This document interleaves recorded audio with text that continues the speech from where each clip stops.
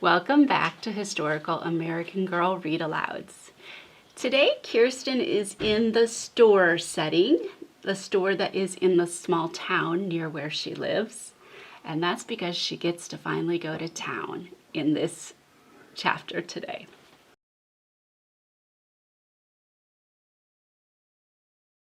You can see that Kirsten's in her real pretty blue calico dress. This dress has tiny little prints of flowers on it. And normally she has her apron over it, but I just thought it would be pretty to see her with that today. And her brown boots. She has her brown boots on as well. So I want to show you where Kirsten was from and where she lived once she immigrated to the United States. So I have a globe here. On our globe, we have the United States in blue, Canada and Mexico above and below. All together, this is the continent of North America. The United States is a country, Canada's a country, Mexico's a country, all within the continent of North America. Now, Kirsten was from the continent of Europe. So if we go all the way over here, you'll see a whole bunch of different colors here. This is Europe. Europe was made up of lots of smaller countries, and Sweden was one of them.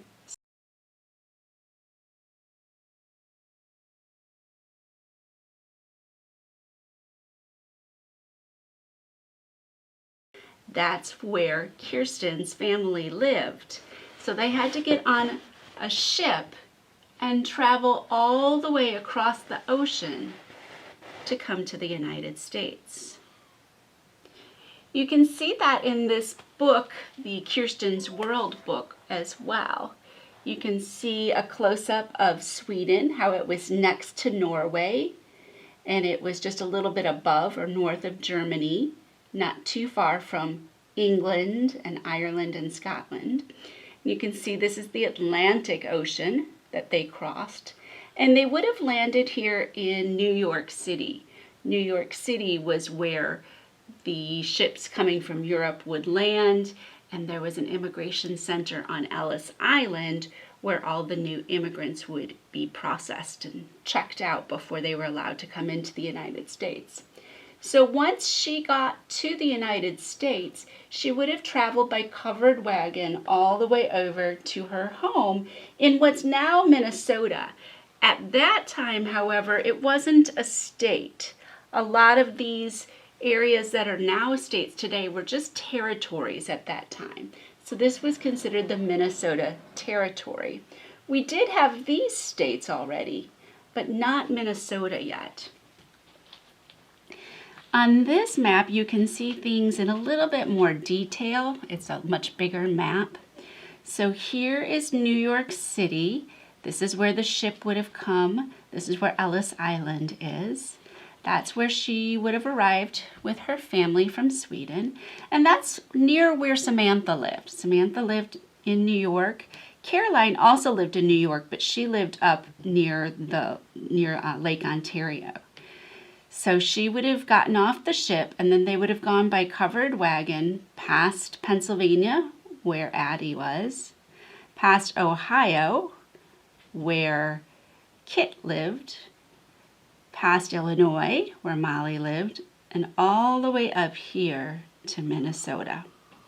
Minnesota is north of Iowa, it's west of Wisconsin, and it's east of North and South Dakota. So those are the states that border Minnesota today. Again, at that time, it wasn't a state, it was all just a territory. And the upper part of Minnesota, the northern part, is actually a border of Canada, the country of Canada to the north. And that's quite a ways away from where Josefina lived in New Mexico, and Kaya lived way out here in the Washington, Idaho area. Chapter 3 is called To Town at Last. On Tuesday, Kirsten woke to the sound of voices. Except for the fire in the stove, the cabin was so dark and cold that she could see her breath. From her bed, she saw that thick ice covered the little window. Peter and Lars still slept, their heads almost hidden under their covers. But Mama and Papa were up. They sat at the pine table, talking softly. Kirsten stayed under her quilt and listened. "We finished putting up the snow fences yesterday," Papa said. "I think we were just in time. It looks like we'll have another heavy snow soon. But I could drive into town today. Olaf won't need the horse. What do you think?" "If it's safe to go, you should try. One more hard snow and the roads will be blocked until spring," Mama said. "Will you pack me a lunch then? I'll leave as soon as the milking is done and be back with the trunks before supper time," Papa said. The trunks! Now Kirsten was wide awake, her heart pounding. Tomorrow was St. Lucia's Day. They would get the trunks just in time. She was out of her bed with a leap. She ran across the rough boards of the cabin floor and threw her arms around Mama's neck. "Oh, Mama, please may I go along in the wagon to get our trunks? It doesn't matter if I miss one day of school." Papa was already pulling on his heavy boots. "There's too much snow for the wagon. I'm going to hitch Blackie to the sleigh, and there's not much room in that small sleigh, Kirsten." "But I don't take up much room," Kirsten cried. "It's a long drive. You'll get cold. Go to school with your brothers," Papa said. "But I want to go with you more than anything in the world, Papa." "Do you want to come with me that much?"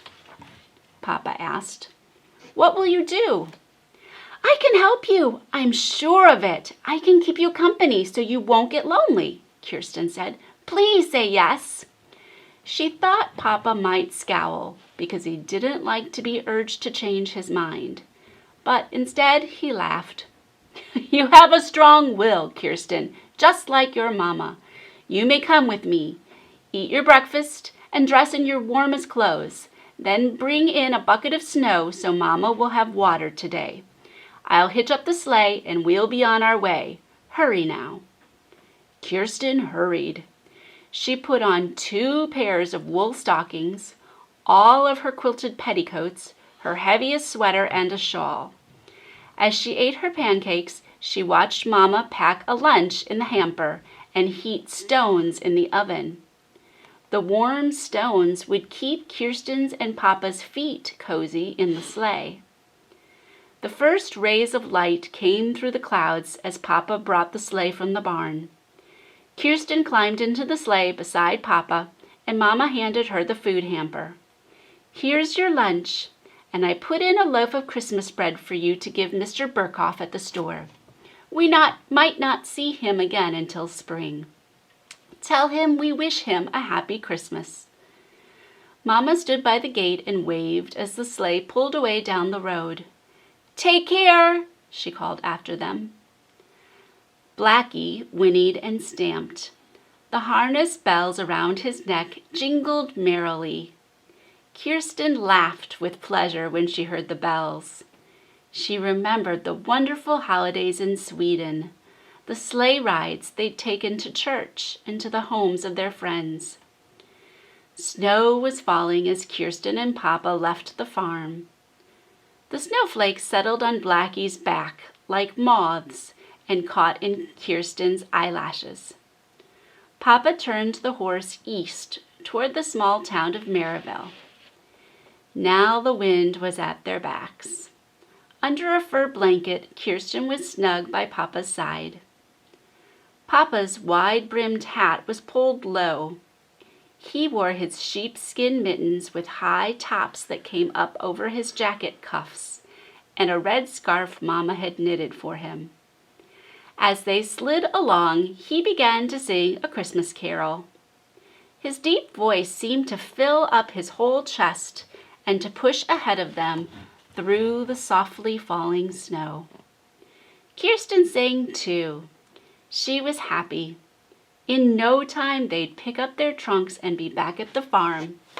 Then, tomorrow morning before dawn, She and Lisbeth and Anna would surprise everyone with the St. Lucia celebration.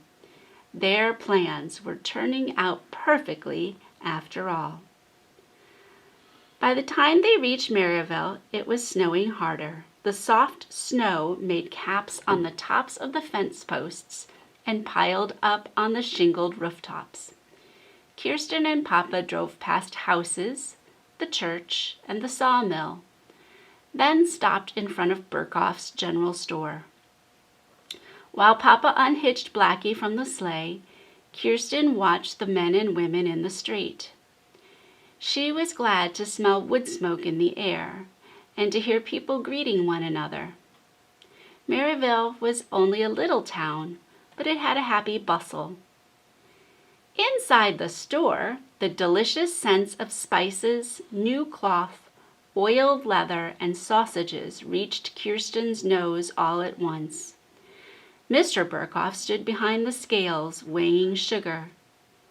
When he saw Kirsten and Papa, he wiped his hands on his apron and came around the corner to shake Papa's hand. He gave Kirsten a piece of hard sugar candy from one of the glass jars. "It's not Christmas yet, but have a little treat," he said. Kirsten handed him the loaf of Christmas bread Mama had sent. "Mama sends you a Merry Christmas greeting," she said, "and thank you for the candy." Mr. Burkhoff raised his white eyebrows. "Kirsten Larson, the last time you were in my store, you spoke to me in Swedish." Kirsten felt herself blush. "I'm learning English." "So you are, and you speak it very well, too," Mr. Burkhoff said. "Thank your mother for the bread." "We're here to pick up our trunks," Papa said. "Come with me," Mr. Burkhoff said. He took them to a big storage room at the back of the store. Wooden boxes and barrels were piled clear up to the ceiling. Mr. Burkhoff pushed aside some crates to let Kirsten and Papa through. There, by the back door, they saw the two big trunks with Anders Larson painted on their sides. Papa slapped the trunks with his open hand the way he slapped the cows. "Well, Kirsten, here are our things at last." Kirsten leaned against the painted trunk. She traced the flower paintings with her fingertip. Sari was in this trunk, right there under the lid. The white night dress and red sash she needed for St. Lucia's Day would be near all of Mama's lovely weavings. And at the bottom of the trunk, there were heavy woolen sweaters, caps, mittens, and the shiny brass candlesticks. Oh, everything was in this trunk. It seemed like an old dear friend Kirsten had met again after a long time. She pressed her cheek against the rounded top. "Papa, let's open the trunk now," she said. "I want to hold Sari on the sleigh ride home." Papa and Mr. Burkhoff pushed the trunks out the back door onto the loading platform. "We'll open the trunks when we get them home," Papa said. "We've got to go right now. It's snowing harder, and we have a long drive back home." Mr. Burkhoff squinted up into the snow. Maybe you folks should stay here until the snow stops, Mr. Larson." "Thank you," Papa said, "but I think we'll leave now before this snow gets heavier." "Don't get lost," Mr. Burkhoff warned. "This looks like it will be a storm." He lifted Kirsten into the sleigh beside Papa. "Merry Christmas!" Kirsten called back to Mr. Burkhoff as Papa drove the sleigh away from the store. Mr. Burkhoff's answering call was muffled by the thud of Blackie's steps in the snow. "Merry Christmas to you too!" Here is the scene that shows Mr. Burkhoff's store. You can see some of the things that they would have had in a general store. A huge barrel of salt over here. And these things here on the shelves, those are bolts of fabric. So the women would come into the store and they would buy fabric to make clothing for their family. You can see some other things that he would have had to sell. Things like dishes, candlestick holders, clocks, ribbons. Down here we have some crates, and I can't really tell what's in those. Almost looks like chickens, but maybe not. Next to that's a big sack of potatoes. You can see through the doorway out into the town what the small town like this would have looked like. It would have been one main street with a bunch of different stores and things there. Over on this side of the store, you can see some trunks, probably some grain, some eggs. She's standing right in front of a pickle barrel here. Pickles there. Up here we have some meats and cheeses, some baskets. So pretty much everything that they could need living in a small town or out in the country could be found at this store. At the beginning of this chapter, it talked about Mama and Papa sitting at a pine table talking. This is the American Girl pine table that is officially Kirsten's. Pine is a type of wood, so you can see that this is kind of a natural colored table. It's got a little heart cut out of the chair. You can see the back, kind of an ornate design. The legs are really pretty turned legs. The table has almost heart shapes cut out of the sides there too, and a really pretty detailed woodwork down there. Unfortunately, I do not have any of Kirsten's American Girl dishes because they're really expensive like everything else that's Kirsten. But I do have some antique things that I found in antique stores that look a little bit like it. This picture is kind of the colors of Kirsten's pottery, her dishes. And I found an antique dish set that has windmills on it. There's a country in Europe called Holland that has a lot of windmills, not too far from where Sweden is. And they would have used metal pots and pans to cook over the fire. And they would have had little lanterns. The section of Kirsten's World that I'm going to read to you today tells us a little bit more about town. A trip to town. Every time a family like the Larsens came to town, there was something new to see. There might be a new church, a school, a bank, a drugstore, or a hotel, maybe even with a big shiny dance floor. As small towns grew into bustling communities, there were more reasons to come back as often as possible. One reason pioneer families came to town was to celebrate the 4th of July. Everyone, no matter what country they were from, looked forward to the holiday. They loaded the summer's produce into their wagons and headed to town to trade and celebrate America's birthday. The 4th of July. Kirsten first celebrated the 4th of July in 1855. Families of many nationalities gathered to honor America's birthday. Hard-working adults and children were treated to parades, races, games, picnics, and thrilling fireworks. Then we have a picture of a letter that they would have gotten at the post office in town. It says settlers had to pay postage when they received letters, but not when they mailed them. So that's different than today. We put postage on our letters when we mailed them, but they had to pay for them to pick them up. The general store. The general store was one of the first businesses in a frontier town. Settlers, trappers, and Indians came to trade. Pioneer families picked up mail, bought supplies, and heard news of the outside world.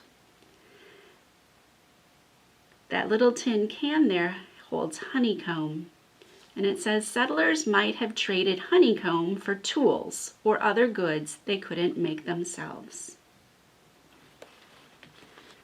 Growing towns. As a town grew, dressmakers, druggists, and grocers opened shops separate from the general store. When a town was big enough, it would open its own United States Post Office. New businesses like sawmills or newspaper offices would soon follow. So in the beginning, they would have just had a general store that had, in general, everything people would need. But then as the town grew, stores could specialize, like a druggist could specialize in medicines, dressmakers would specialize with the cloth and dresses. And there's the candy that Mr. Berghoff gave to Kirsten. For a girl like Kirsten, there were pretty ribbons to gaze at, and if she was lucky, hard candies to taste at the general store. At the top it says, "In a pig's eye." St. Paul, the bustling capital of Minnesota, started as a small group of rowdy settlers. The most well-known was Pig's Eye, a man with one good eye and one very ugly blind eye. He was so memorable, the settlement became known as Pig's Eye. In 1841, a bishop came to clean up Pig's Eye. One of the first things he did was rename the settlement St. Paul. Indians in town. If white settlers visited the small towns near the Dakota reservation lands, they would see Indians buying and trading goods. A few Indians worked for white families in these towns. Others came to trade fur or quill work for warm blankets. So the Dakota was the name of a tribe of Native Americans that lived in Minnesota. And in several of Kirsten's books, she has interactions with them, and you learn a lot about the Indians that lived near. These Native Americans lived in teepees. So that's it for Chapter 3, The Trip into Town. Tune in next time to see if Kirsten and her father may get back home before the snow gets too heavy. See you then. Och Siri brand körde i Baigalens vala, all dunter den linden så gröna. Där fick han se sin dotter ungefär i riden så. Varlinga genom lunden